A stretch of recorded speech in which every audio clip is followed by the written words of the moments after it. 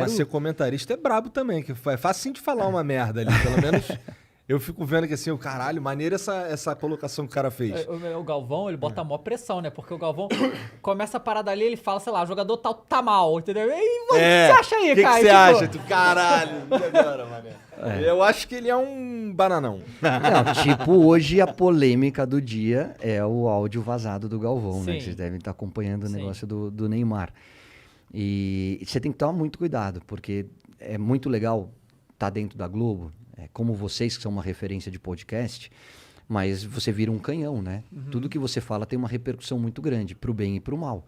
Então você tem que pensar muito antes de emitir uma opinião e uma coisa que eu sempre procuro trazer para o meu comentário é não esquecer que eu fui um deles, que eu fui jogador. Eu sei o quanto dói uma crítica, eu sei quanto machuca a tua família, porque a gente cria uma casca, você está acostumado. Eu comecei com 5 anos de idade, então quando você chega no profissional, você passou por tanta coisa que a crítica, por mais maldosa que seja, ela não te ataca.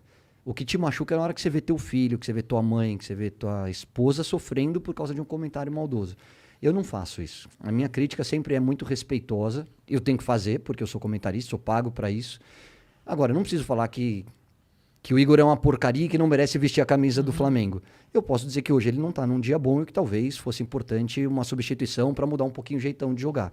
É a forma que eu procuro tratar, não esquecendo que antes do jogador tem um ser humano e ele tem família e eles ficam chateados, sim. E hoje em dia, tipo, a internet trouxe muitas coisas boas, mas assim...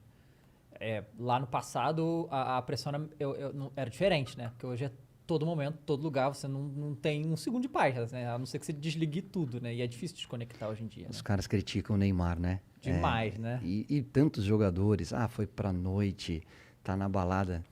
Fala, você foi... Deixa eu só te explicar uma coisa. Eu fazia as mesmas coisas que eles fazem. A única diferença é que não existia câmera no celular. É só essa a diferença. A gente aprontava, a gente dormia tarde, a gente pegava a mulher, a gente às vezes discutia com o torcedor. É tudo igual.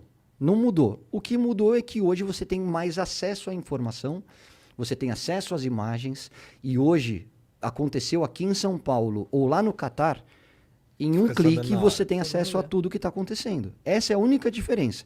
E aí existe uma mudança de comportamento que eu acho que os jogadores têm que ter noção da imagem que eles têm e do alcance que ela gera e tomar um pouquinho mais de cuidado.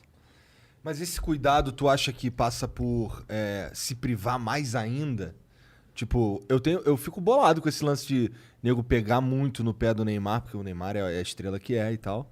Mas, pô, é meio desumano até, porque, porra... ele não faz nada da vida dele, ele é obrigado a ser uma máquina de jogar futebol. Então, assim, pra ele tomar mais cuidado, acho que só se privando mais ainda da vida pessoal. Então tem uma linha aí difícil pra caramba. Difícil. De o que eu vou fazer aqui e correr o risco de me expor, ou não vou fazer nada e vou ser só uma máquina. Os caras enlouquecem também. Enlouquece. Só de trabalhar sem parar, tem que fazer alguma coisa. Você já conheceu algum jogador que fosse essa máquina, tipo assim, ele só joga bola e o foco dele total nisso e mais nada? Tem. Talvez o Cristiano Ronaldo hoje seja o grande exemplo disso. O Messi também. E aí eu acho que a comparação ela é um pouco maldosa. O Neymar é muito... O Neymar, o Messi, o Cristiano Ronaldo, o Mbappé, para mim, e talvez eu colocasse o De Bruyne aí nesse quinteto, são os maiores jogadores do mundo na atualidade. Acho até que o Cristiano Ronaldo e o Messi já num outro momento de carreira, e acho que hoje, tecnicamente, na parte técnica, o Neymar é o mais completo deles. Só que o Neymar tem essa rejeição por conta da imagem dele. Olha o que o Cristiano Ronaldo e o Messi fazem e o que o Neymar faz. Cara, os dois são casados, com um filho constituído, e o Neymar é solteiro. Você solteiro tem um comportamento diferente da vida de casado. O Neymar faz algumas bobagens? Faz. Se expõe? Se expõe. Cara, mas é isso. Você não... Talvez, cada um... Você tem que encontrar o equilíbrio. Da mesma maneira que eu falei, cara, eu encontrei o equilíbrio na minha vida em relação ao meu trabalho e ao crescimento dos meus filhos. O Cristiano Ronaldo e o Messi, talvez eles tenham... Hoje eles se privem de muito desse lado social. Por quê? Porque eles já estão no final da carreira, já estão num outro momento. O Neymar, eu vou te falar, eu conheço um Neymar que muita gente não conhece, tá?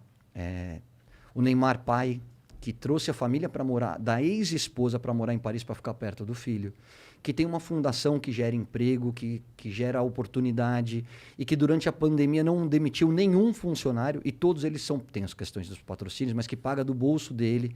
Então, assim, tem muita coisa legal que o Neymar faz. Pô, quando ele fizer bobagem, critica, mas também mostra o lado legal. A gente só critica.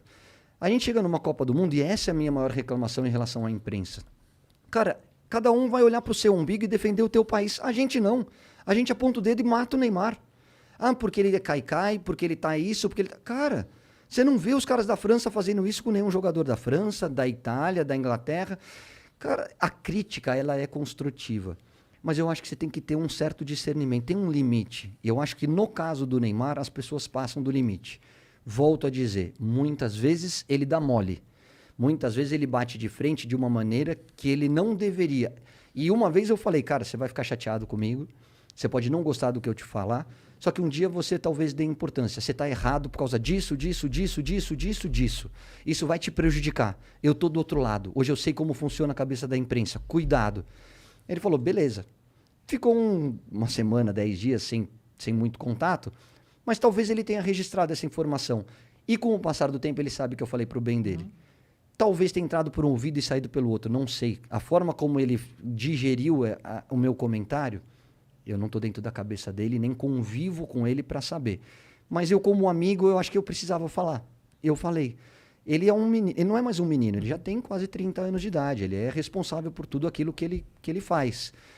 Eu só acho que a gente precisa entender um pouquinho mais esse outro lado. Eu não falo do extracampo, eu não quero saber se ele foi para noite, se ele pegou duas ou três, se ele está no carnaval. Eu quero saber se dentro de campo ele está funcionando, ele está performando. Se ele está fazendo, o que ele faz fora de campo é problema dele. No domingo, teve jogo, né? Que inclusive ele não foi muito bem, né? Saiu uma entrevista dele, né? Falando que ele talvez a próxima Copa seja a última dele, né? E aí todo mundo, meu Deus, mas por quê? Sabe? Tipo, é bem óbvio, porque se você olhar como que se lida as coisas, né? É muita pressão, né, cara? Tipo, ele ganha lá os milhões e tudo e tal, mas ele continua sendo um ser humano, cara. Ele não é uma máquina, é muita pressão. É a coisa assim que... E ele não tem só a pressão de ser esse jogador gigante, mas ele ser, tipo, a única esperança que o Brasil pode ter na Copa do Mundo. É só ele, sabe? Ele tem que carregar tudo, né? Então não é uma coisa fácil de lidar. Eu concordo também que, tipo, vai cometer erros, acontece, mas eu acho que é muito acima do normal como a figura Neymar é perseguida, né? Não me surpreendeu, porque a gente já sabia que ele estava cansado, tá? Mentalmente cansado. Externar isso dá essa repercussão toda, mas a gente sabe o quanto ele está incomodado com todas essas perseguições, principalmente... Eu sempre falo isso, o jogador sabe quando ele jogou mal. O Neymar saiu do jogo contra a Colômbia, ele sabe que ele não foi bem, ele sabe que ele tomou decisões erradas, ele sabe que ele joga muito mais do que ele jogou. A minha função como comentarista é dizer exatamente isso. O Neymar hoje não está bem. O Neymar hoje deveria ter sido substituído, mesmo que seja difícil tirar o craque do time, porque até o craque tem os seus dias ruins. Ponto. Mas a gente sabe como ele está cansado em relação a tudo isso que a gente está conversando, que são conversas de WhatsApp, enfim. O que eu gostaria muito é que a pandemia trouxesse um pouquinho mais de reflexão em relação a esse tipo de análise, entendeu? Que a gente olhasse com o mesmo carinho que a gente olha para Simone Biles, na hora que ela pede para não disputar tantas provas onde ela é a favorita de todas e gera uma discussão. Vamos olhar com esse mesmo lado humano para o Neymar também. Né? Vamos olhar para todos eles da mesma maneira, porque são atletas de altíssimo nível, estão entre os maiores de todos os tempos, recebem para isso, tiram proveito do talento deles, ninguém está falando que são coitadinhos, não é nada disso. Mas não vamos esquecer que antes do ser humano, antes do atleta, existe o ser humano. E que ele é passível de erro. Vai ter o dia ruim do Neymar, como teve o dia ruim do Messi, como teve o dia ruim do Cristiano. Todo mundo um dia falha. E aí, no dia da falha, tem aqueles que vão pisar na tua cabeça e aqueles que te derem a mão. Isso é construção. Hoje, eu, como comentarista, tenho alguns posicionamentos diferentes da maioria, tá? Então, a imprensa sempre fala, vocês vão ouvir direto e aí, quando pedem minha opinião, eu fico contrário a eles. Eles falam, porque hoje o treino é tudo fechado. A Itália abre. A Inglaterra abre. O Manchester City abre. Só a imprensa quer que abra. E aí, na hora que você divulga, você está dando arma para o seu adversário. Então, por que precisa abrir? Porque as relações são muito diferentes. São mesmo. A minha relação, na minha época, a minha relação com a imprensa era muito mais aberta. A gente tinha muito mais proximidade com os jornalistas. Mas é uma construção. Por que o jogador é emitido? Você já se perguntou por que ele não quer falar com você? Cara, eu converso com os jogadores. Quando eu preciso ligar para algum deles, eles me recebem com o maior prazer do mundo. Isso é construção. Porque talvez eles me recebam porque eles sabem que quando eles vão mal, eu falo que eles vão mal. Mas eu não piso na cabeça deles. Então, hoje, talvez aqueles que se queixam são os primeiros a dar porrada nos caras. E aí depois você quer uma exclusiva. Pô, na hora que você teve a oportunidade, você pisou na cabeça dele. Agora você quer uma exclusiva? Ação e reação. Você planta, você colhe. Se você não foi legal, por que o cara tem que ser legal com você? Porque bate, você tem que dar a outra face. Tem que dar o pelo amor de caramba, Deus. meu. Se você bateu, você vai apanhar. É simples assim.